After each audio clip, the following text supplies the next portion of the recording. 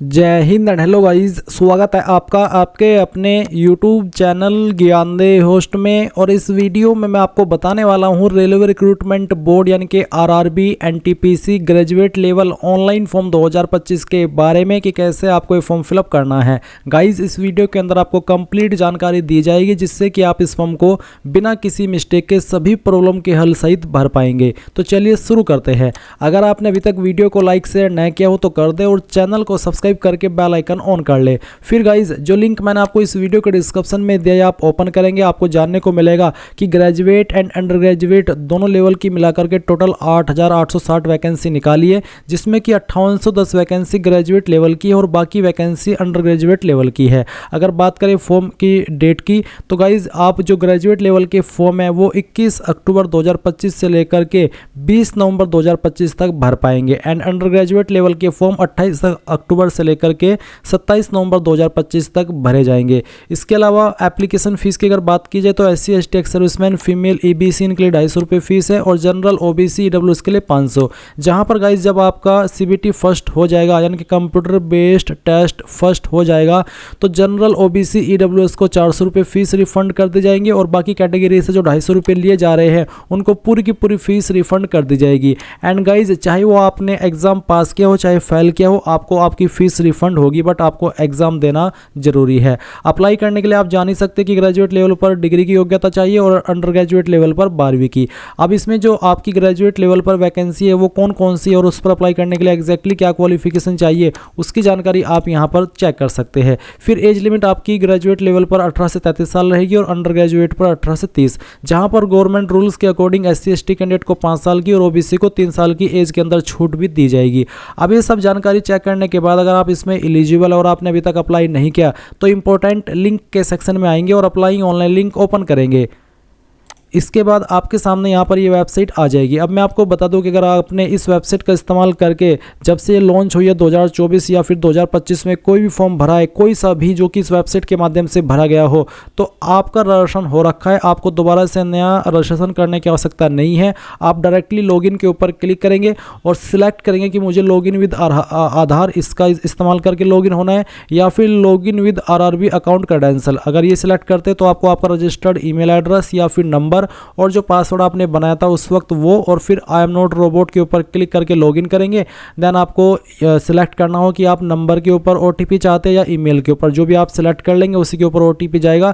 जैसे आप OTP डालेंगे तो आप इसमें लॉगिन हो जाएंगे। अगर गाइज आप ये वाला पासवर्ड भूल चुके हैं तो आप फॉरगॉट पासवर्ड के ऊपर क्लिक करके उसको रिसेट भी कर सकते हैं। इसके लिए आपको मोबाइल नंबर डालना होगा या फिर ईमेल ID और डेट ऑफ बर्थ और फिर आई एम नॉट रोबोट के ऊपर क्लिक करके प्रोसीड करना होगा।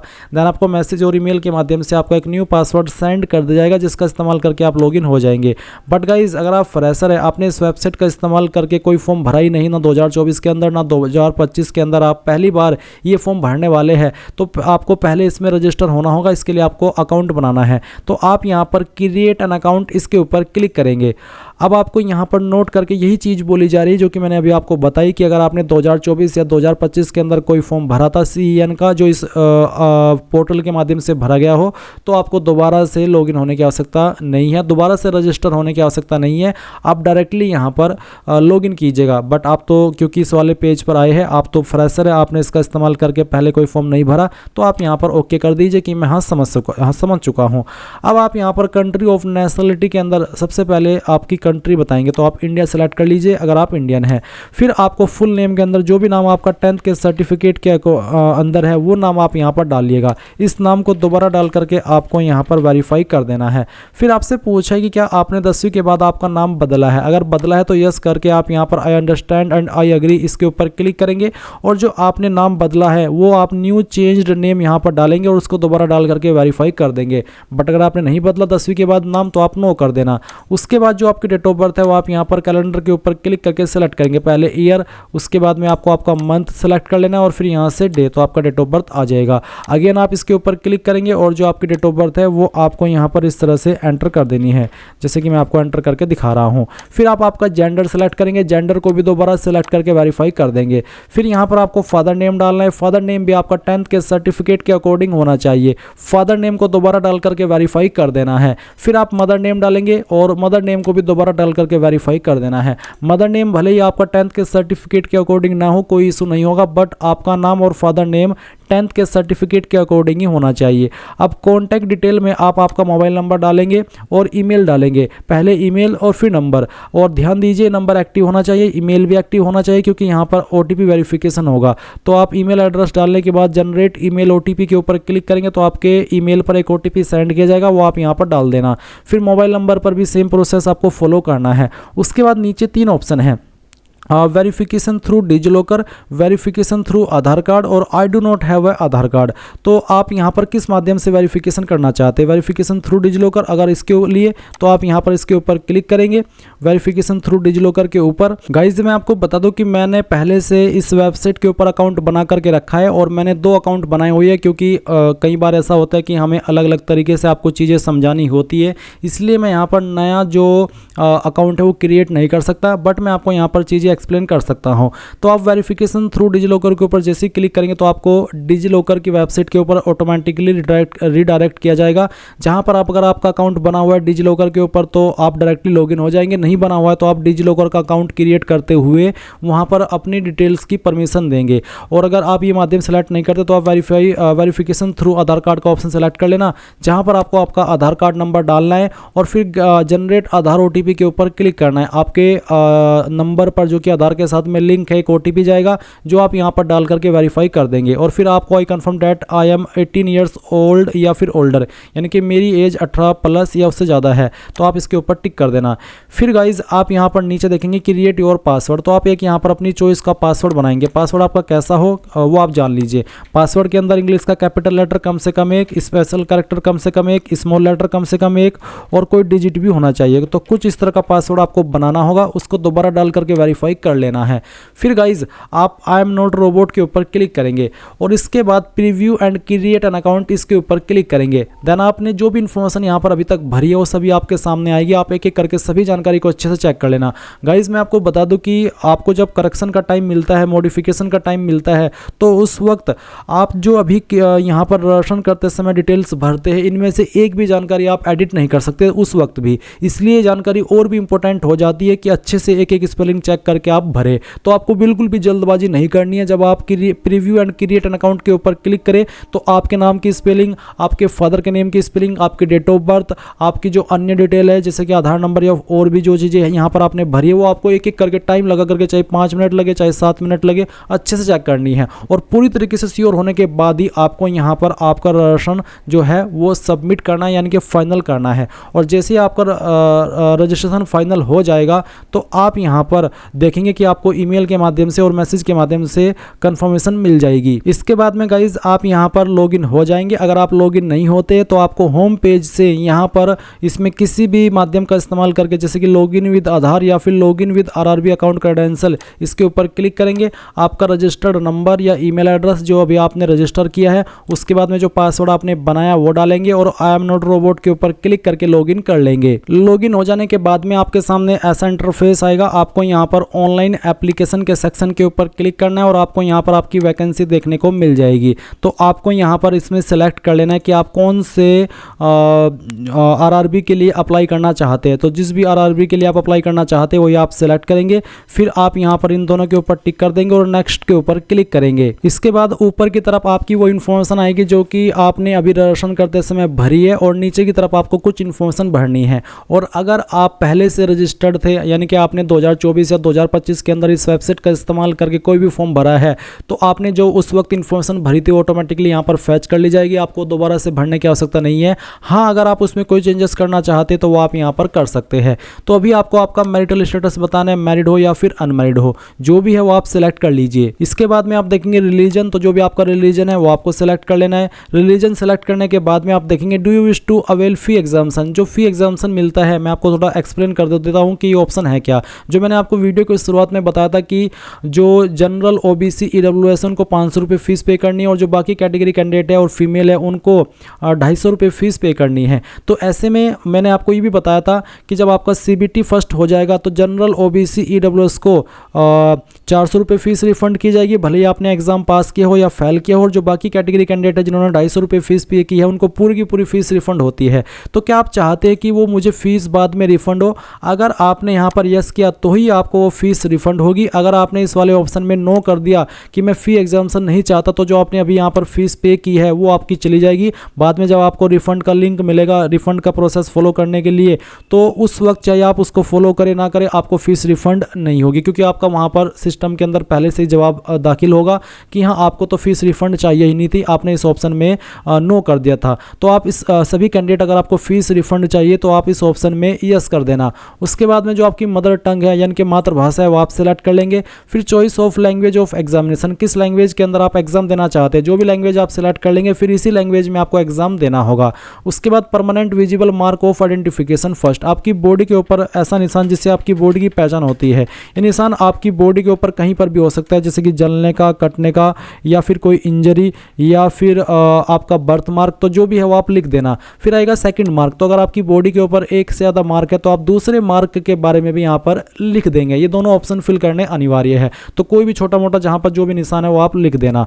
इसके बाद आती है कम्युनिटी यानी कि कास्ट कैटेगरी, जो भी कास्ट कैटेगरी है जैसे कि जनरल है यानी कि यूआर, एसटी है, ओबीसी है, फिर ईडब्ल्यूएस है। जनरल के कैटेगरी सिलेक्ट करने वाले कैंडिडेट के लिए कोई अतिरिक्त ऑप्शन नहीं आएगा, बट अगर आप एसटी है तो आपके सामने अतिरिक्त ऑप्शन आएंगे और वो अतिरिक्त ऑप्शन कुछ ऐसे होंगे जैसे कि आप यहाँ पर देख सकते हैं। तो आपको सबसे पहले नेम ऑफ द ट्राइब यानी कि आपकी ट्राइब कौन सी है ये इन्फॉर्मेशन आपको देखने को मिलेगी आपके कास्ट सर्टिफिकेट के अंदर, जो कि आपका सेंट्रल का बना होना चाहिए। उसके बाद जो आपका कास्ट कैटेगरी सर्टिफिकेट नंबर है वो आप डालेंगे, ये भी आपको आपके सर्टिफिकेट के ऊपर देखने को मिल जाएगा। फिर कौन सी अथॉरिटी ने आपका सर्टिफिकेट जारी किया, ये सर्टिफिकेट जनरली इन पोस्ट के अधिकारी द्वारा जारी होता है जो यहाँ पर आपको दिए गए हैं। तो आपको चेक करना है आपका सर्टिफिकेट जहाँ पर मोहर लगी होती है, जहाँ पर साइन हो रखे होते हैं, वहीं पर लिखा होता है उस पोस्ट के अधिकारी का नाम। अगर वो हिंदी में लिखा है तो आप उसको ट्रांसलेट कर लेना, गूगल ट्रांसलेट में जाकर के देख लेना कि वो पोस्ट इंग्लिश में कौन सी बनती है और फिर वही पोस्ट आपको यहाँ पर सेलेक्ट कर लेनी है। उसके बाद आप यहाँ पर बताएंगे कि कौन सी स्टेट के द्वारा सर्टिफिकेट जारी हुआ है। फिर आपको यहाँ पर कम्युनिटी सर्टिफिकेट डेट यानी कि किस डेट में कम्युनिटी सर्टिफिकेट आपका इशू हुआ है वो डेट भी आपको उसके ऊपर मिल जाएगी, वो डेट आप यहाँ पर सेलेक्ट कर लेंगे। फिर जो SC ST को फ्री ट्रैवल पास मिलता है रेल का, क्या आप वो लेना चाहते हैं? अगर हाँ तो यस, और नहीं लेना चाहते तो नो करेंगे। यस करने के बाद में जो आपका कास्ट सर्टिफिकेट है वो आप अपलोड करेंगे। जो इसका साइज है वो 400 KB से कम और फॉर्मेट PDF का होना चाहिए। अब अगर आपका ये जो सर्टिफिकेट है वो इमेज में है तो आप उसको PDF में कैसे बनाएंगे जान लीजिए। गूगल के अंदर आना, सर्च करना इमेज टू PDF और सर्च करने के बाद में पहले वाली वेबसाइट ओपन कर लेना। फिर सेलेक्ट JPG इमेजेस के ऊपर क्लिक करना और जो आपका सर्टिफिकेट है कास्ट का जो आपके पास इमेज अवेलेबल है वो सिलेक्ट कर लेना। मैं डेमो के लिए इमेज सेलेक्ट करके दिखा रहा हूँ। और फिर आप कन्वर्ट टू PDF पर जैसे क्लिक करेंगे तो एक क्लिक के अंदर आपकी फाइल PDF के अंदर कन्वर्ट हो जाएगी और आप सिंगल क्लिक के अंदर उसको डाउनलोड कर लेंगे और फिर वो फाइल आपको यहाँ पर अपलोड कर देनी है। बस ध्यान रहे कि साइज 400 KB से कम ही रहना चाहिए, ज़्यादा ना हो, नहीं तो अपलोड नहीं हो पाएगा, एरर आता रहेगा। गाइज यहाँ पर मैं थोड़ी सी जानकारी उन कैंडिडेट के लिए भी एक्सप्लेन कर दूं जो कैंडिडेट OBC कैटेगरी से आते हैं। तो अगर आप OBC है आप OBC सिलेक्ट करेंगे। OBC सिलेक्ट करने के बाद में यहाँ पर आपके सामने एक ऑप्शन आएगा जहाँ पर पूछा कि सिलेक्ट नॉन क्रीमी या फिर creamy layer status under OBC। तो आपको बोला है कि OBC creamy layer is consider as a UR, यानी कि जो कैंडिडेट OBC क्रीमी लेयर है वो जैसे कि UR कंसिडर किए जाते हैं वो UR की कैटेगरी के अंदर ही माने जाएंगे, यानी कि जनरल। तो अगर आप क्रीमी लेयर है वो बताइए और अगर आप नॉन क्रीमी लेयर है तो आप वो बताइए। अगर आप क्रीमी लेयर है तो आप क्रीमी लेयर सेलेक्ट करके I understand and I agree इसके ऊपर क्लिक करेंगे और अगर आप नॉन क्रीमी लेयर है तो आप इसको सेलेक्ट कर लेंगे। और फिर आपको यहाँ पर बोला भी है कि दी OBC candidate must produce OBC non creamy layer certificate based on the income. The maximum income limit is currently 8 lakh, यानी कि 8 लाख होनी चाहिए, जो कि आपका सर्टिफिकेट जारी होना चाहिए after 1 April 2025 after the completion of financial year 2024-2025 but not later than the closing date, यानी कि 1 अप्रैल 2025 के बाद का बना होना चाहिए और 20 नवंबर के बाद का ना हो। 1 अप्रैल से लेकर के 20 नवंबर 2025 के बीच का आपका ये सर्टिफिकेट बना होना चाहिए। आप यहाँ पर इसमें आई अंडरस्टैंड इसको क्लिक कर देना और फिर आप यहाँ पर नेम ऑफ द कास्ट, जो आपका कास्ट सर्टिफिकेट है सेंट्रल का, उसमें जो कास्ट लिखी गई है वो आप यहाँ पर फिल करेंगे। फिर कम्युनिटी सर्टिफिकेट नंबर डालेंगे, उसके बाद में कौन सी पोस्ट के अधिकारी द्वारा ये जारी हुआ है वो सेलेक्ट कर लेंगे, फिर इशू स्टेट सेलेक्ट करेंगे और उसके बाद में किस डेट में जारी हुआ है वो डेट भी आपको सेलेक्ट कर लेनी है। तो इस तरह से ये सब जानकारी आप यहाँ पर भर देंगे। आई होप आपको SC ST वालों को भी समझ आ गया कि किस तरह से जानकारी भरनी है कास्ट की, और जो OBC है उनको भी समझ में आ गया है। अब आप यहाँ पर आपके एड्रेस की इन्फॉर्मेशन फिल करेंगे। तो आपका पोस्टल एड्रेस है और फिर परमानेंट एड्रेस है। तो postal address means present address, तो आप आपकी स्टेट सेलेक्ट कर लेंगे, फिर आपकी डिस्ट्रिक्ट, और उसके बाद में जो आपका एड्रेस है वो आप यहाँ पर कंप्लीट एड्रेस के सेक्शन में भर देना। फिर आपकी नियरेस्ट सिटी या फिर मेजर टाउन, मुख्य सिटी कौन सी है वो आप यहाँ पर भर दीजिएगा खुद से टाइप करके। उसके बाद आपको आपका पिन कोड डाल देना है और फिर नीचे देखेंगे tick if permanent address is same as present address, यानी कि अगर आपका प्रेजेंट एड्रेस और परमानेंट एड्रेस सेम है, एक ही है, अलग अलग नहीं है, तो आप टिक कर देना। अगर अलग अलग है तो अनटिक करके अलग से परमानेंट एड्रेस भर देना। फिर आप यहाँ पर सेव करेंगे और नेक्स्ट कर देंगे। अब आपके सामने यहाँ पर कुछ ऐसा इंटरफेस आएगा जहाँ पर आपको कुछ सवालों के आंसर करने हैं, जैसे कि क्या आप एक्स सर्विसमैन है, अगर है तो यस, नहीं तो आप यहाँ पर नो कर देंगे। फिर are you a person with benchmark disability, अगर हाँ तो यस, या नहीं तो नो करेंगे। बेंचमार्क डिसेबिलिटी मीन्स PWD या मीन्स विकलांग या फिर दिव्यांग। इसके बाद आएगा स्क्राइब, तो is your writing ability affected, यानी कि क्या आपको लिखने में प्रॉब्लम है और आप अफेक्ट है, उसका आपके पास सर्टिफिकेट भी है और आपको उसके लिए स्क्राइब चाहिए। अगर हाँ तो यस, नहीं तो आप नो करेंगे। अगर आप बिल्कुल ठीक है ऊपर वाले की दया से तो आप नो कर देना।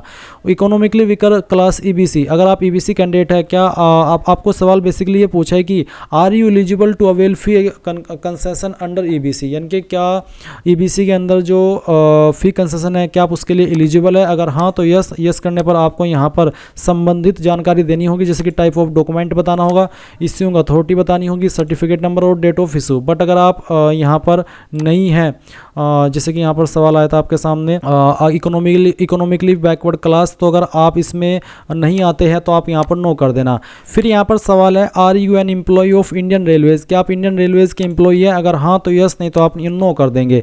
फिर सवाल है current employment details, name of the current department organisation, तो अगर आप कोई करंट डिपार्टमेंट में काम कर रहे हैं इनमें से, जैसे कि सेंट्रल गवर्नमेंट, स्टेट गवर्नमेंट या फिर पब्लिक सेक्टर अंडरटेकिंग, तो सिलेक्ट कर ले।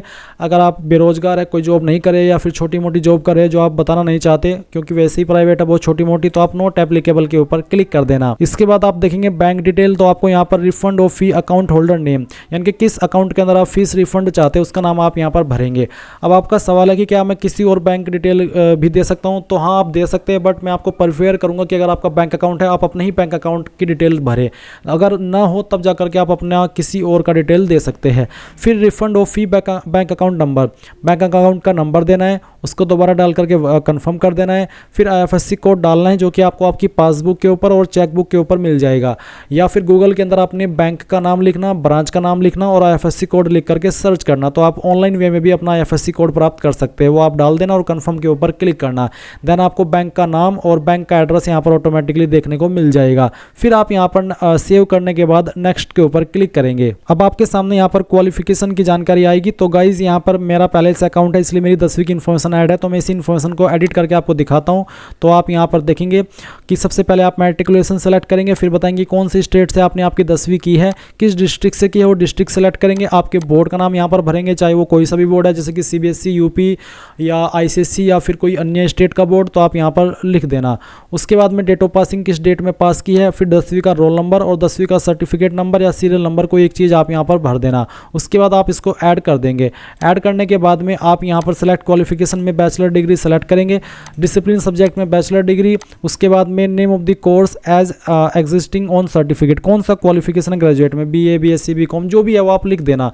उसके बाद में स्टेट कहाँ से किया है वो स्टेट आप सेलेक्ट कर लेना। फिर आपको डिस्ट्रिक्ट बतानी है, फिर नेम ऑफ कॉलेज, यूनिवर्सिटी, चाहे आप आपके कॉलेज का नाम दे चाहे आपकी यूनिवर्सिटी का, कोई भी एक चीज़ आप यहाँ पर भर देना। उसके बाद में डेट ऑफ पासिंग, किस डेट में आपने इसको पास कर लिया था वो डेट भी आपको यहाँ पर सेलेक्ट कर लेना होगा। उसके बाद में do you have typing proficiency in English, Hindi on computer, क्या आपको टाइपिंग प्रोफिशेंसी या टाइपिंग आती है चाहे हिंदी के अंदर चाहे इंग्लिश के अंदर कंप्यूटर के अंदर, अगर हाँ तो यस, नहीं आती है तो नो कर देना, ये आपकी चॉइस है, इससे कोई आपके फॉर्म के ऊपर प्रभाव नहीं पड़ेगा। उसके बाद आप ऐड करेंगे तो ये जानकारी आपकी ऐड हो जाएगी। अब आप यहाँ पर नेक्स्ट के ऊपर क्लिक कर देंगे। नेक्स्ट के ऊपर क्लिक करने के बाद आपके सामने यहाँ पर कुछ ऐसा इंटरफेस आएगा जहाँ पर आपको फोटो अपलोड करना है लाइव वाला और सिग्नेचर अपलोड करना है। और इसमें आपको सैंपल ऑफ फ्यू रिजेक्टेबल फोटोज़ यानी कि किस तरह का फोटो रिजेक्ट होगा वो आप देख लीजिए। आपका फोटो का बैकग्राउंड बिल्कुल वाइट होना चाहिए, क्लियर होना चाहिए, बिल्कुल कोई रंग बिरंगा नहीं होना चाहिए और बिल्कुल सटीक आप सामने होने चाहिए।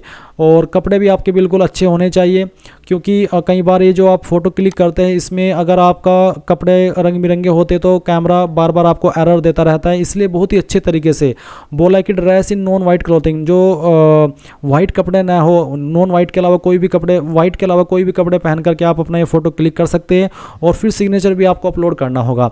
सिग्नेचर का साइज़ बोला है कि 30 KB से लेकर के 49 KB के बीच में होना चाहिए। तो आप ब्राउज़ के ऊपर क्लिक करेंगे और जहाँ पर भी आपकी सिग्नेचर की फाइल है वो आपको यहाँ पर सिलेक्ट करनी होगी। जैसे कि डेमो के लिए मैं यहाँ पर एक फ़ाइल आपको दिखाता हूँ सिलेक्ट करके। मेरे पास कुछ सैम्पल इमेज पड़े हुए हैं, मैं इसको सेलेक्ट करता हूँ, ओपन कर लेता हूँ। अगर आपका साइज़ कम ज़्यादा हुआ तो वो इस तरह से एरर आता रहेगा जब तक कि आप यहाँ पर दिए गए इंस्ट्रक्शंस के अकॉर्डिंग आपका जो सिग्नेचर है वो सिलेक्ट नहीं करेंगे।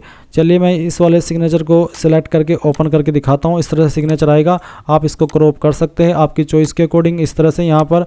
और फिर आप यहाँ पर इसको राइट कर देना और उसके बाद आप यहाँ पर देखेंगे कि आपका सिग्नेचर इस तरह से आ जाएगा। अगर वो ब्लर हो रहा है तो आपको उसका जो वाइट पार्ट है, यानी कि जो आपका सिग्नेचर है उसमें वाइट पार्ट होता है ना, आपको उतना ही सिग्नेचर रखना है जितने में सिग्नेचर है। बाकी जो वाइट पार्ट होता है जब आप उसको इस तरह से अपलोड करते हैं तो वो ब्लर हो जाता है, इसलिए इस चीज़ का आपको ध्यान रखना है। फिर आप यहाँ पर टिक करेंगे I have uploaded my own signature, इसके ऊपर टिक और सेव करेंगे एंड देन आप नेक्स्ट के ऊपर क्लिक कर देंगे।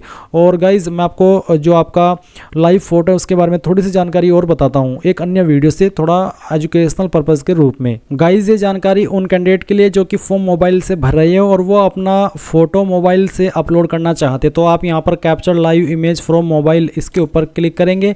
इसके ऊपर क्लिक करने के बाद में यहाँ पर गाइज आपको कुछ ऐसा विकल्प देखने को मिलेगा। आप QR कोड को स्कैन करना और फिर जो लिंक आएगा उसके ऊपर क्लिक करना। उसके बाद आपको RRB अप्लाई इस तरह की वेबसाइट ओपन होगी। आप यहाँ पर 2 फैक्टर ऑथेंटिकेशन के माध्यम से इसमें लॉगिन हो जाना और फिर आप यहाँ पर इसको अलाउ कर देना। अलाउ करने के बाद में आप यहाँ पर इस तरह का इंटरफेस देखेंगे जैसे कि आप देख पा रहे हैं। आपको कैप्चर लाइव इमेज इसके ऊपर क्लिक करना होगा। जैसे आप कैप्चर लाइव इमेज के ऊपर क्लिक करेंगे तो आपका कैमरा ऑन हो जाएगा। आप बहुत ही सिंपल तरीके से अपना जो फोटो है वो कैप्चर कर लेंगे। फोटो कैप्चर हो जाने के बाद में आपके सामने इस तरह से आएगा और फिर आप यहाँ पर इसको सबमिट कर देना, यानी कि इसको आपको फाइनल सबमिट करना होगा। आप देख सकते हैं कि आपका फॉर्म सक्सेसफुली आपका जो फोटो है वो सक्सेसफुली अपलोड हो चुका है। और ये अपलोड हो जाने के बाद में आप यहाँ पर टिक करके सेव एंड नेक्स्ट के ऊपर क्लिक करेंगे। इसके बाद में आपको यहाँ पर आपकी पोस्ट प्रेफरेंस देनी है। आपके जोन में जितनी पोस्ट अवेलेबल है आप वो ऑप्शन यहाँ पर प्रेफरेंस में देखेंगे और आप इस तरह से अपनी चॉइस के अकॉर्डिंग इनको प्रेफरेंस दे देंगे। तो आप यहाँ पर जैसी प्रेफरेंस दे दें आपको यहाँ पर नीचे टिक करना है। टिक करने के बाद में नीचे डिक्लेरेशन देखेंगे। डिक्लेरेशन में आपको यहाँ पर पैलेस का नाम देना है। आप में से बहुत सारे कैंडिडेट यहाँ पर अपना खुद का नाम दे देते हैं। आपको खुद का नाम नहीं देना है, उस जगह का नाम देना है जहाँ से आप फॉर्म भर रहे हैं और उसमें भी सिटी का नाम, और फिर सबमिट कर नेक्स्ट कर देना है। और उसके बाद आपके सामने आपके फॉर्म का प्रीव्यू आएगा। जो भी जानकारी आपने शुरू से लेकर अभी तक भरी है वो सभी आपके सामने है। आप यहाँ पर एक बार फिर से चेक करके यहाँ पर टिक करना और सबमिट कर देना। सबमिट करने के बाद में आपको पेमेंट के पेज पर ट्रांसफ़र किया जाएगा। इसके बाद में जब आप अपनी एप्लीकेशन फ़ीस जमा कर देंगे तो ही आपका फॉर्म फाइनल सबमिट माना जाएगा, उसके पहले तक आपका फॉर्म सबमिट नहीं माना जाएगा। इसलिए गाइज़ आप यहाँ पर जो आपकी फ़ीस है वो पे कीजिए और पे भी तब कीजिए जब आप पूरी तरीके से श्योर हो जाए। और इस तरह से गाइज़ आप लोग RRB NTPC ऑनलाइन फॉर्म 2025 भर पाएंगे। आई होप ये प्रोसेस आपको पसंद आया होगा। कोई भी सवाल डाउट रह गया हो किसी भी जानकारी को लेकर के तो आप कमेंट के माध्यम से पूछ लेना। Thanks for watching. जय हिंद।